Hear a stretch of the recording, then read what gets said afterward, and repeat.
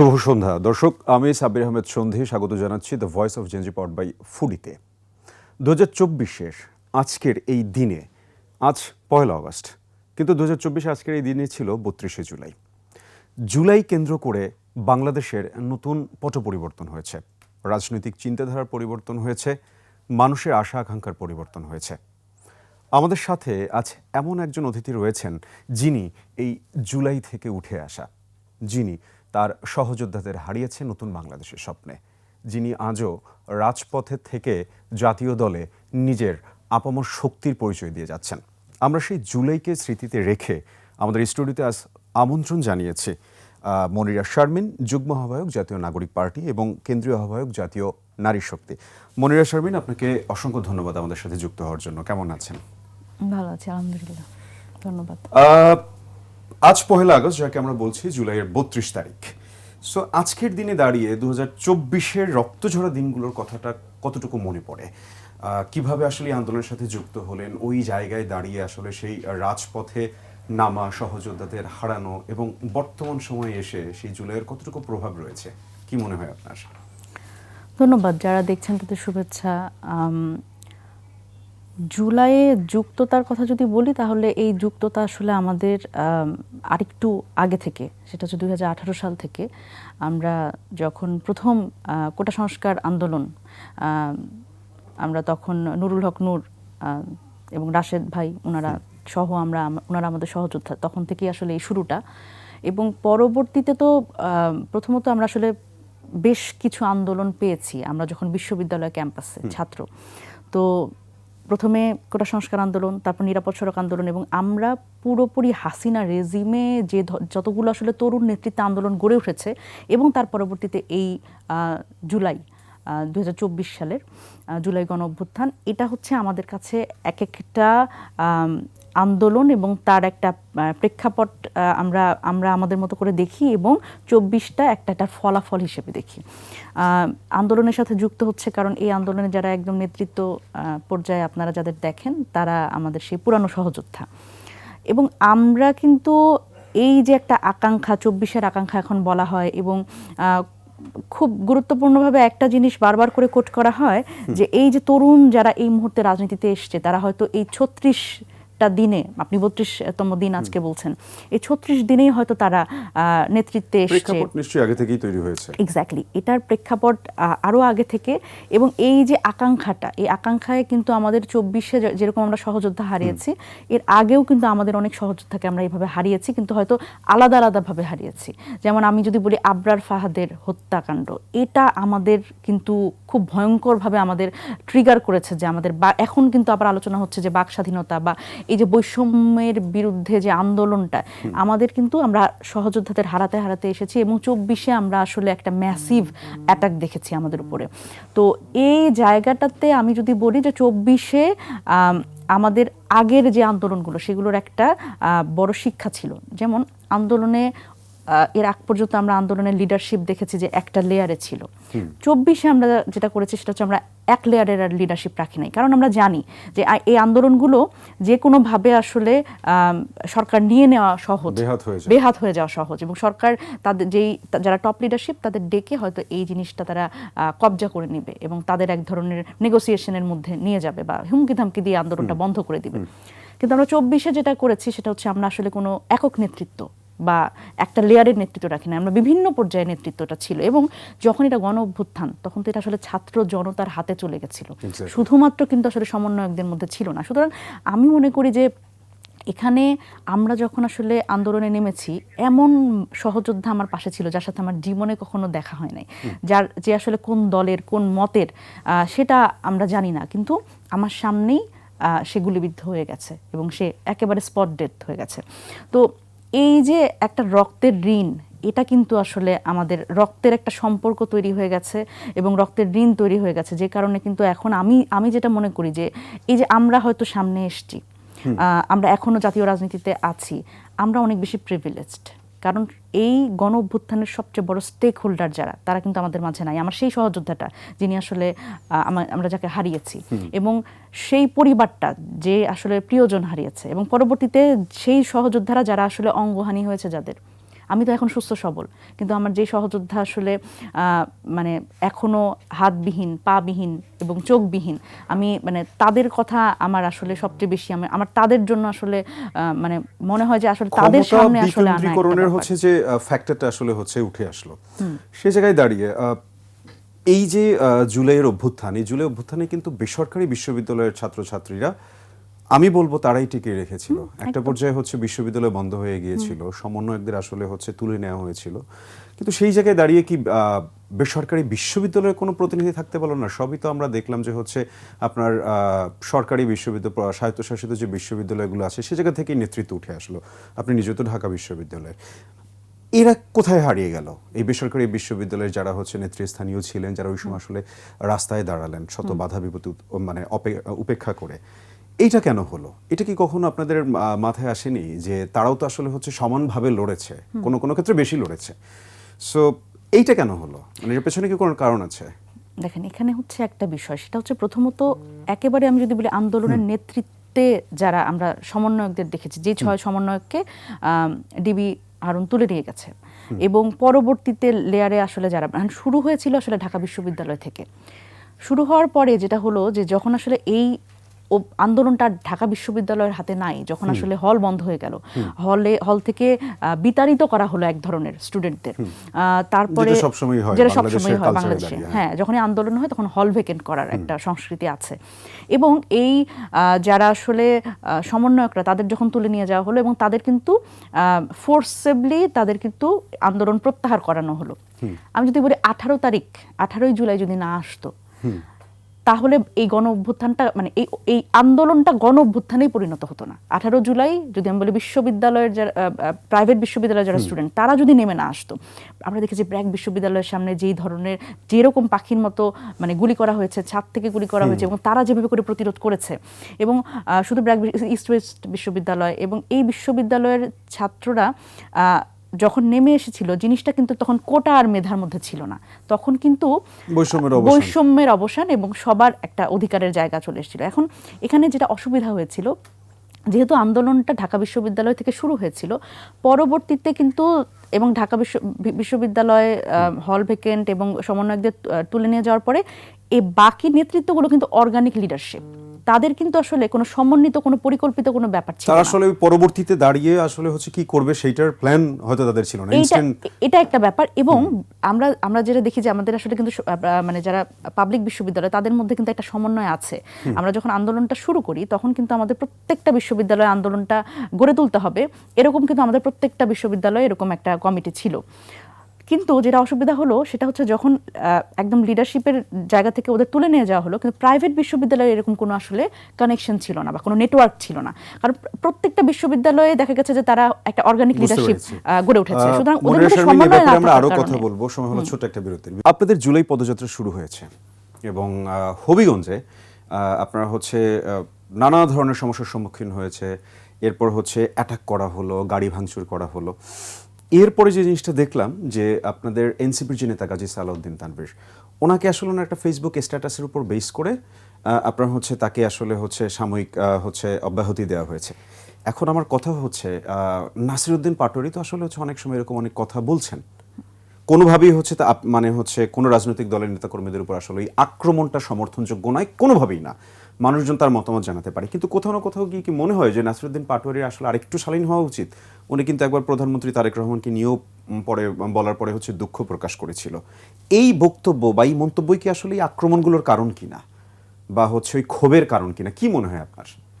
দেখেন, আমি মনে করি না যে যেভাবে করে ন্যারেটিভটা এখন বিল্ড আপ করা হচ্ছে যে এই আক্রমণের কারণ হিসেবে নাসিরউদ্দিন পাটোয়ারির এই বক্তব্য, তো সেই জায়গা থেকে আমার কাছে মনে হয় না যে এটা আসলে কারণ। আপনি খেয়াল করে দেখেন যে আজকে আমাদের ওলামা অ্যালায়েন্সের একটা প্রোগ্রাম ছিল প্রেস ক্লাবের ওখানে, সেখানে কিন্তু ছাত্রদল হামলা করেছে এবং তারা গিয়ে ভুয়া স্লোগান দিয়ে একটা অস্থিতিশীল পরিবেশ তৈরি করার চেষ্টা করেছে। তো বিষয়টা হচ্ছে যে আমার এখানে যে গণতান্ত্রিক রাজনীতির কথা আমরা বলছি 5 আগস্ট পরবর্তী সময়, সেখানে কিন্তু আসলে আমরা বাক স্বাধীনতার কথা বলছি, তাহলে এখন যখন আমি বলছি একজন চাঁদাবাজি করছে সেই প্রতিবাদটা আপনি যদি বলেন যে আমি করতে পারবো না, এখন আবার বাক স্বাধীনতা মানে তো অভদ্রতা না। আর কেউ যদি চাঁদাবাজি করে তাহলে একদম তথ্য প্রমাণ সহ নিয়ে একেবারে হচ্ছে বর্তমান সময় তো আমরা দেখতে পাচ্ছি যে একদম তথ্য প্রমাণ সহ হচ্ছে উপস্থাপন করুক। মানে এই যে হচ্ছে আপনার মুখের কথা, এটা তো আসলে হচ্ছে ওই রাজনৈতিক সৌহার্দ্য বজায় রাখতে পারে না। না, আপনারা তো এখানে আছেন, মানে সাংবাদিক ভাই বোনেরা আছে, তো তারা তো আসলে এটার তথ্য সত্য তথ্য নাকি বিশ্লেষণ, অসত্য এটা exactly. বিশ্লেষণ করতে পারে। তো বিষয়টা হচ্ছে যে আমি একটা কথা বলবো, আমার বাক স্বাধীনতা আছে, আপনি যদি অন্যায় করেন সেখানে প্রতিবাদ করার, প্রতিবাদের ধরন এক একজনের এক এক রকম হতে পারে। আমি খুব সুন্দর করে বলতে পারি, আরেকজন প্রতিবাদ একটু কট্টরভাবে বলতে পারে। এখন এই জায়গায় প্রতিবাদের জন্য আপনি প্রতিবাদ যদি করতে না দেন, তাহলে আসলে এই গণতন্ত্রের জন্য যেই দলটা এত বছর আন্দোলন সংগ্রাম করলো, তাহলে সেই গণতন্ত্রকামী দল হিসেবে তারা তো নিজেদের দাবি করতে পারে না যদি আসলে প্রতিবাদের বিপরীতে হামলা হয়। আর বাংলাদেশে কিন্তু এই হামলা মামলা সংস্কৃতি নতুন না, আমরা গত 15 বছর এই সংস্কৃতির মধ্যে ছিলাম। এখন আমরা আসলে কোনোভাবে কাউকে প্রশ্নের ঊর্ধ্বে রাখতে পারবো না। কেউ যদি চাঁদাবাজি করে তার এই সহনশীলতা থাকতে হবে যে আমাকে তাহলে চাঁদাবাজ বললে আমি এখন শুনবো। মানে হচ্ছে চাঁদাবাজ যে চাঁদাবাজি করছে তার বিপক্ষে যথেষ্ট তথ্য প্রমাণ হচ্ছে দরকার হয়। এখন সেই তথ্য প্রমাণ হচ্ছে যদি এনসিপি নেতাকর্মীরা নিয়ে আসতে পারে, আমার মনে হয় না যে আপনার হচ্ছে এরকম কোনো প্রবলেম ক্রিয়েট হতে তথ্য পারে। প্রমাণ নিয়ে আসা তো একজন রাজনীতিবিদদের তথ্য প্রমাণ এখন দিয়ে আমার কনসার্নের জায়গা যে জায়গায় হ্যাঁ। আপনারা হচ্ছে একটা অভ্যুত্থান থেকে আন্দোলন থেকে উঠে আসা দল এবং সমস্ত জনগণ কিন্তু একটা সময় আপনাদের পক্ষে ছিল, আপনাদের দিকে হচ্ছে তাকিয়েছিল। তারপরে অনেক ধরনের আলোচনা সমালোচনার জন্ম হওয়ার পরে নাহিদ ইসলামকে আসলে কখনো দেখা যায় না যে এরকমের হচ্ছে মন্তব্য করার, হাসনাত আব্দুল্লাহকে দেখা যাচ্ছে না এরকম মন্তব্য করার, কিন্তু কেন নাসিরউদ্দিন পাটোয়ারি আসলে হচ্ছে সব জায়গায় কিন্তু রাজনৈতিক নেতাকর্মীরা বলছে যে সৌহার্দ্যের অভাব, ভদ্রতার অভাব, রাজনৈতিক ভদ্রতার অভাব। তো ওই জায়গা থেকে মানে ব্যাপারটা হচ্ছে শেখ হাসিনাও কিন্তু আপনার হচ্ছে শুধুমাত্র একটা কথাই বলেছিল যে চাকরি কি তাহলে রাজাকারের নাতিপুতিরা পাবে। তো এই যে শব্দচয়ন, শব্দের যে ব্যবহার, এটা তো আরেকটু সংযত হওয়া উচিত। শেখ হাসিনার শব্দচয়নের সাথে আপনি বাংলাদেশে এই মুহূর্তে যারা রাজনীতি করছে, যারা ফ্যাসিবাদ বিরোধী পক্ষ, তাদের শব্দচয়নের তুলনা কোনোভাবে করতে পারবেন না। এবং দেখেন বিএনপির যারা এমপি মন্ত্রী, বিএনপির যারা নেতাকর্মী, তাদের সকলের শব্দচয়নের লাগাম কি জনাব তারেক রহমানের আছে? নিশ্চয়ই নাই। ফজলুর রহমান কিভাবে করে কথা বলেন, মাঝে মাঝে উনি স্ল্যাং ইউজ করেন। এই যে শামসুজ্জামান দুদু, উনি যেভাবে করে অনেক কিছু বলেন, অনেক ধরনের শব্দচয়ন করেন, তো এটা সব কিছুর কি আসলে আমরা মানে কন্ট্রোল করতে দেখেছি বিএনপিকে? নিশ্চয়ই না। সুতরাং একটা দলে নানান ধরনের মানুষ থাকবে, আমি একভাবে কথা বলবো, নাহিদ ইসলাম একভাবে কথা বলবেন, হাসনাত আব্দুল্লাহ আরেকভাবে কথা বলবেন, নাসিরউদ্দিন পাটোয়ারি আরেকভাবে কথা বলবেন। এখন বিষয়টা হচ্ছে যে আসলে যেই অভিযোগটি দেয়া হচ্ছে যার বিরুদ্ধে, তো সেটি সঠিক কিনা এটি আসলে আপনারা একটু দেখেন। কিন্তু যদি দিন শেষে সেটা হ্যাঁ, মত প্রকাশের স্বাধীনতা তো আপনাদের Exactly. যে দাঁড়িয়ে হচ্ছে কোয়েশ্চেনেবল হয়েই যাচ্ছে। না, তাই না? ধরেন হ্যাঁ। এখন বিষয়টা হচ্ছে যে মির্জা আব্বাসকে যদি চাঁদাবাজ কেউ বলে, উনি যদি আসলে এখানে ভুল হন যে চাঁদাবাজ না, বা উনি যদি এখানে মানহানি ওনার হয়েছে বলে মনে করেন, উনি তো মানহানির মামলা করেছে। নাসিরউদ্দিন পাটোয়ারির বিরুদ্ধে মির্জা আব্বাস তো মানহানির মামলা করেছে। তো সেরকম করে আপনি আইনিভাবে জবাব দেন, আপনি কথায় জবাব দেন, কিন্তু কোনোভাবেই কি আসলে শারীরিক নির্যাতন বা এই Exactly, হামলা মামলা mob সংস্কৃতি, তৈরি মব, করার হ্যাঁ, আসলে এটা হ্যাঁ। আবার কিন্তু মব। কিন্তু অথচ দেখেন এই বিএনপি সরকার হচ্ছে তারা ক্ষমতায় আসার পরেই কিন্তু বলেছিল, জনাব সালাউদ্দিন আহমেদ মাননীয় স্বরাষ্ট্রমন্ত্রী, তিনি বলেছেন মবের কালচার শেষ, মবের দিন শেষ। মব শুধুমাত্র মব নিয়ে আমার হচ্ছে কিছু কথা আছে, হ্যাঁ। সেই বিষয়ে কথা বলবো। একটা শব্দ, স্পেসিফিক একটা শব্দের মধ্যে কথা হচ্ছিল মব নিয়ে, যে মবের সম্মুখীন আপনারা হলেন বেশ কয়েকবার বিগত কয়েকদিনে। এখন এই যে বাংলাদেশে মবের যে কালচার, কোথাও না কোথাও গিয়ে কিন্তু এই অভিযোগটা ওঠে, বা স্পেসিফিকভাবে কিন্তু অনেক ভিডিও ফুটেজও আসলে এই জিনিসটা দেখা যায় যে এনসিপির অনেকেই আসলে এই মবকে ওই সময় আসলে সমর্থন জানিয়েছে, যদিও সেটা আপনার হচ্ছে জনগণের ক্ষোভ, রোষ, সময়? আপনার হচ্ছে আফটার 5th of August আমরা হচ্ছে স্পেসিফিকভাবে যদি বলতে চাই, মব মারানি নামেও কিন্তু একটা শব্দ আমরা কিন্তু ওই সময় দেখেছি। তো এই মব যে জিনিসটা আছে, এই জিনিসটার ভিকটিম আপনারা হচ্ছেন, ভবিষ্যতে হয়তো অন্যরা হবে, অনেক মানুষ হচ্ছে। বা ইভেন যদি আমি রাজশাহী বিশ্ববিদ্যালয়ের আম্মারের কথাও বলি, সালাউদ্দিন আম্মারের কথাও বলি, সেও কিন্তু আসলে আপনার হচ্ছে রিসেন্ট টাইমে নিষিদ্ধ ঘোষিত সংগঠন ছাত্রলীগের যারা ছিল তাদের উপর গিয়ে অ্যাটাক করেছে। মানে আমার কথা হচ্ছে বাংলাদেশ আসলে কোন জায়গায় দাঁড়িয়ে, মবই কি সব করে ফেলবে, বা হচ্ছে এই জায়গায় আসলে পুলিশের মানে শক্তিটা কোন জায়গায়, বা এই মবের এই কালচারটা আসলে কিভাবে বন্ধ করা যায়? দেখেন, মব আপনি যেভাবে করে সব গুলিয়ে ফেলছেন, ব্যাপারটা এরকম না। মব আপনি যতগুলো ঘটনা বলেছেন, প্রত্যেকটা ঘটনা আপনি মব বলতে পারবেন না। দেখেন, মব সালাউদ্দিন আম্মারের ঘটনা তো মব, সালাউদ্দিন আম্মারের বাংলাদেশে তো ঘটনা অসংখ্য মবের ঘটনা না ঘটেছে। না না না আমি বলি একটু, সেটা হচ্ছে যে আপনি যদি বলেন যে গণ অভ্যুত্থান থেকে, তাহলে অনেক মানুষ আপনি যেভাবে করে বলছেন এই ন্যারেশন যদি আমি এন্ডোর্স না না করি, নিশ্চয়ই না, তাহলে গণ অভ্যুত্থান হচ্ছে সকল মানুষের দাবি দেওয়া ছিল। গণ অভ্যুত্থানের পরবর্তী সময় আপনি যদি বলেন যে এই যে কি বলে থানাগুলো পোড়ানো, এটাকে যদি আপনি মব বলেন, তারপরে ধরেন এরপরে কি কি ঘটনা ঘটেছে, ৩২ ভাঙা, এটাকে যদি আপনি মব বলেন, এই প্রত্যেকটার জায়গা কিন্তু আলাদা। দেখেন আপনার বুঝতে হবে যে ৫ আগস্ট পরবর্তী সময়ে কাউন্টারপার্ট ক্রিয়েট করেছে মানুষের মাথায়, তো এই জিনিস সৃষ্টি করেছে। মানে আমি আপনার পয়েন্ট অফ ভিউটা আমি বুঝতে পারছি, কিন্তু কোথাও না কোথাও গিয়ে তো এই জিনিসটা মানুষকে সাইকোলজিক্যালি ক্লিক করেছে যে আমি যদি অনেকগুলো মানুষকে নিয়ে সম্মিলিতভাবে অ্যাটাক করি তাহলে হচ্ছে সেটাকে আসলে মব বলে আমি পার পেয়ে যাব, মব বলে কাউকে আমি মেরে ফেলতে পারবো। আইনের প্রতি কোথায় শ্রদ্ধাশীল হলাম? যেটা শিকার হচ্ছে এখন বর্তমানে এনসিপিও হচ্ছে। দেখেন কোনোভাবে আপনি হবিগঞ্জের ঘটনা মব বলতেই পারবেন না। এটা একটা পলিটিক্যালি এটা একটা গ্রুপ অফ পিপল যারা একটা দলের সমর্থক, তারা প্ল্যান করে যখন আসলে একটা বিরোধী দলের একটা প্রোগ্রাম আছে সেটা আগে থেকে ঘোষিত, সেখানে যখন অ্যাটাক করে সেটাকে আপনি মব বলবেন কেন? সেটাকে মব বললে তো সেটাকে এন্ডোর্স করা হয় এইভাবে যে তাদের একটা দায় মুক্তি দেওয়া হয়, এটা তো মব না। এটা হচ্ছে বিরোধী দল, এবং এটা অনেক পত্রিকা এবং অনেক মিডিয়া কিন্তু সংঘর্ষ হিসেবে দেখাচ্ছে। এটা সংঘর্ষও না, কারণ এখানে একটা দল একদম লিটারালি আরেকটা দলের উপরে হামলা করেছে, সুতরাং এটা সন্ত্রাস বলবেন আপনি। সুতরাং এই জায়গায় কোনটা মব বলবো আমরা এবং কোনটা মব বলবো না, এটার একটা খুব ভালো একটা ফাইন লাইন টানা দরকার আমাদের, কারণ প্রত্যেকটা জিনিস যখন আমরা মব বলছি তখন কিন্তু এটা দায় মুক্তি। এই যে হামলা হলো, এই যে মানে হামলা হলো, এই যে হচ্ছে নানাবিধ সমস্যার সম্মুখীন হলেন, তো সেই জায়গায় দাঁড়িয়ে এই সময় দাঁড়িয়ে আপনার কি মনে হয়, আপনার আসলে এই জায়গা থেকে কতটুকু হচ্ছে বিচারের দাবি করতে পারবেন বা কতটুকু বিচার পাবেন? দেখেন, প্রথমত ৫ আগস্ট পরবর্তী সময় আমরা চিন্তাই করি নাই যে বিরোধী দল কোনোভাবে সভা সমাবেশ করার কারণে বা কোনো একটা বক্তব্যের কারণে এইভাবে করে ন্যাক্কারজনকভাবে সন্ত্রাসী হামলা হবে এবং সরকার দলীয় ছাত্র সংগঠন, ছাত্র দলের মানে নেতৃত্বে। সুতরাং এবং এখানে আমার বুঝতে হবে যে এখানে এমন একজন ছেলে, একটা ইন্টার সেকেন্ড ইয়ার পড়ুয়া ১৮ বছর বয়সী ছেলে, তার কিন্তু একটা চোখ মানে শেষ হয়ে গেছে, সেই চোখে সে দেখতে পারবে না। সুতরাং আমরা কোনোভাবেই এই ধরনের হামলা মামলা সংস্কৃতি আর বাংলাদেশে কিন্তু দেখতে চাইনি, কিন্তু এই সময় দাঁড়িয়ে আমাদের আবার সেই ঘটনার ফেস করতে হলো। এবং আমরা দেখলাম যে ১১১ জনের বিরুদ্ধে মামলা করা হয়েছে এবং ১১ জনকে স্পেসিফিক নাম বাড়ি এবং একদম চিহ্নিত সন্ত্রাসী হিসেবে কিন্তু চিহ্নিত করা হয়েছে, তাদের বিরুদ্ধে মামলা করা হয়েছে। তাদের এখন পর্যন্ত না তাদের বিরুদ্ধে কোনো সাংগঠনিক ব্যবস্থা নেওয়া হয়েছে, কারণ তারা বিএনপির কর্মী এবং ছাত্রদলের কর্মী, না আমরা দেখেছি পুলিশ এই মামলার কারণে কাউকে চিহ্নিত করে তা কাউকে ধরেছে। কারণ এটা যদি এখন সরকার এভাবে করে এন্ডোর্স করে এবং এদের যদি দায় মুক্তি দেয় যে না এটা আসলে ঠিক, এবং যখন দেখবেন যে সরকার দলীয় লোকজন এই ব্যাপারটা কিভাবে দেখছে, তারা বলছে এই ধরনের হামলা মামলাকে আমরা সমর্থন করি না, কিন্তু নাসিরউদ্দিন পাটোয়ারির এটা বলা ঠিক হয় নাই। এই যে কিন্তু কথাটা আসলে বলা যাবে না, কারণ এখন আপনি যেটাই বলেন, যেটাই বলুক, দায়িত্বশীল আচরণের কথা আপনি বলতে পারেন। আপনি সারাদিন ধরেন, আমাদের আলোচনাটা এখন আসলে শুরুই করা উচিত, ধরেন নাসিরউদ্দিন পাটোয়ারি বাংলাদেশের সবচেয়ে খারাপ একটা মানুষ, সে গালি দিচ্ছে, সে বাজে কথা বলছে, কিন্তু আমরা আসলে কি এই ঘটনা সমর্থন করব কিনা, মানে এই ঘটনাটা আমরা সমর্থন করব কিনা, এবং এই ঘটনাটার জন্য সরকারের পক্ষ থেকে চিহ্নিত করে সন্ত্রাসীদের আসলে তারা মানে পুলিশের হাতে সোপর্দ করবে কিনা এবং সাংগঠনিকভাবে ব্যবস্থা নেবে। আশা করি এই জিনিসটার সমাধান খুব শীঘ্রই হবে, বা বাংলাদেশের যে হচ্ছে রাজনৈতিক যে সংস্কৃতি আমরা সব সময় দেখে আসি, এটা পরিবর্তন হবে, আমরা দায়িত্বশীল হব ভাষাগতভাবে সব দিক থেকে।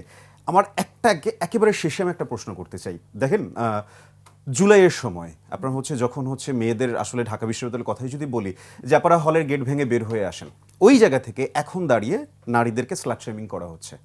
আবার আপনার আমি যদি বলি যে জামাতের অনেক সিনিয়র নেতারা আছেন, ইভেন সাবিকুন নাহার যিনি হচ্ছে জামায়াতের নারী দলীয় এমপি, উনি রিসেন্ট টাইম একটা স্টেটমেন্ট দিয়েছে যে পুরুষ শিক্ষক দ্বারা নারী শিক্ষার্থীদের আসলে পড়ানো যায় না। এখন এই যে নারীদের একটা মানে কোথাও না কোথাও গিয়ে যে জিনিসটা মনে হচ্ছে যে নারীদের আসলে একটা বক্সের মধ্যে আটকানো হচ্ছে, বা যে নারীরা আসলে আপনারা যারা সামনে ছিলেন, আন্দোলন করেছেন, ত্যাগ তিতিক্ষা করেছেন এবং আপনারা অনেক সময় ঢাল হয়ে দাঁড়িয়েছেন, বেশিরভাগ সময় আপনাদের আসলে অবস্থানটা কোথায় যাচ্ছে দিন দিন? আপনাদেরকে পেছনেই নিয়ে যাওয়া হচ্ছে, বা এই যে হচ্ছে একটা কন্ট্রোভার্সি ক্রিয়েট হয়েছে যে হ্যাঁ নারী মানেই হচ্ছে তাকে ঘরের মধ্যে থাকতে হবে, নারী মানেই হচ্ছে সন্তান জন্ম দিতে হবে, স্বামীর সংসার করতে হবে, রাজনীতি অন্য কোনো বিষয়ে নারীদের আসলে কোনো মতামত থাকা যাবে না। তো আপনারা তো হচ্ছে এই জামাতের এই নেত্রী যারা রয়েছে, যারা এইসব কথা বলছে, তাদের উদ্দেশ্যে বা সামগ্রিকভাবে আপনার কি মন্তব্য থাকবে, যেহেতু আপনি হচ্ছে অনেক মেয়েরই আইডল? দেখেন, প্রথমত জামাতের যে আদর্শ, সে আদর্শ মেনে জামাতের যারা নারী বিভাগ বা মহিলা বিভাগ তারা তাদের মতো করে সে আদর্শের ভিত্তিতে পরিচালিত হয়। এখন ওনাদের আসলে মেন্টাল সেটআপটাই এরকম, ওনারা এটা মেনে নিয়েছেন যে ওনারা আসলে ওই ধরনের রাজনীতিটাই করবে। কিন্তু আপনি দেখেন জুলাইকে যদি আপনি ভাবেন, জুলাইয়ে যে মেয়েরা হল গেট থেকে বের হয়ে এসছে বা এখন পর্যন্ত যারা রাজনীতিতে আছে এবং রাজনীতি সচেতন হয়েছে, রাজনীতির প্রতি আকৃষ্ট হচ্ছে, তারাও কিন্তু আসলে এই ধরনের কথা শুধু না, আপনি দেখেন যে এই মতাদর্শী লোকজন তো আসলে সাইবার স্পেসে আছে। এবং কেন মনিরা শারমিন এই যে টিপ পরে, কেন তার মাথায় কাপড় নাই, এই প্রসঙ্গ যখন আমার রাজনীতির থেকে গুরুত্বপূর্ণ হয়ে যায় এবং আমার যারা নারী ফলোয়ার তারা যখন দেখে যে তারা যাকে আসলে গুরুত্ব দিচ্ছে, তারা যার কথা শুনছে, তারা যার কথায় মোটিভেটেড হচ্ছে রাজনীতিতে আসার জন্য, তাকেই নানানভাবে সাইবার বুলিড হতে হচ্ছে, তখন তো আসলে এটা ডিমোটিভেটিং।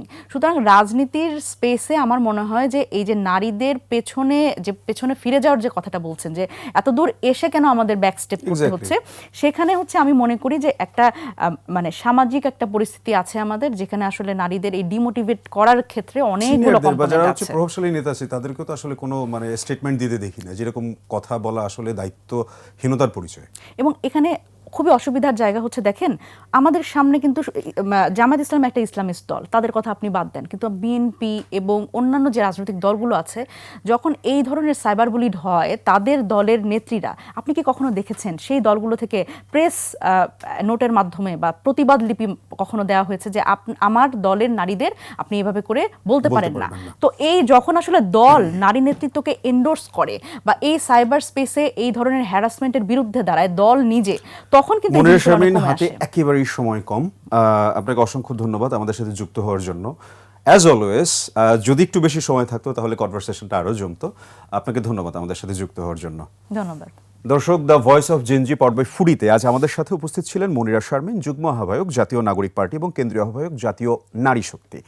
জুলাই বাংলাদেশে অনেক কিছুর পট পরিবর্তন করেছে। জুলাই আমাদের নতুন নেতৃত্ব দিয়েছে। জুলাই আমাদের অনেকের আশা আকাঙ্ক্ষাকে নতুন করে দেখতে শুরু করেছে, অনেক বাস্তবতাকে আমরা নতুন করে বুঝতে শিখেছি।